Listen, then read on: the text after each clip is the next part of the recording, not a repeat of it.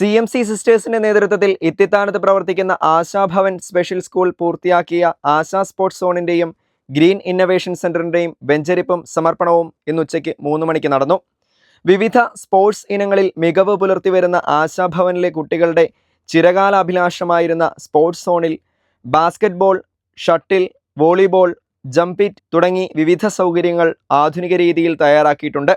ASHA green innovation സെന്ററിന്റെ ഭാഗമായി 18 വയസ്സിൽ മുകളിലുള്ള കുട്ടികൾക്കായി വിവിധ ഗ്രീൻ ടെക്നോളജികൾ അടിസ്ഥാനപ്പെടുത്തിയുള്ള പരിശീലന സംവിധാനങ്ങൾ, പ്രൊഡക്ഷൻ യൂണിറ്റുകൾ, കൃഷി പഠനത്തിനായുള്ള ഫാം സ്കൂൾ, അലങ്കാര മത്സ്യ യൂണിറ്റ് തുടങ്ങിയവയും ക്രമീകരിച്ചിട്ടുണ്ട്.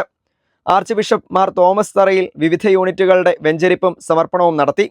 ആശാഭവൻ ക്യാമ്പസിലെ മാനസിക ഭിന്നശേഷി മേഖലയിലെ കുട്ടികൾക്ക് മികച്ച പരിശീലന, പഠന, തെറാപ്പി സൗകര്യങ്ങൾ ക്രമീകരിച്ചിട്ടുണ്ടെന്നും ജാതി, മത, സാമ്പത്തിക ഭേദമന്യേ എല്ലാവർക്കും ഇത് ലഭ്യമാണെന്നും director father Sony Mundunadakkal, principal sister Juliet CMC തുടങ്ങിയവർ അറിയിച്ചു.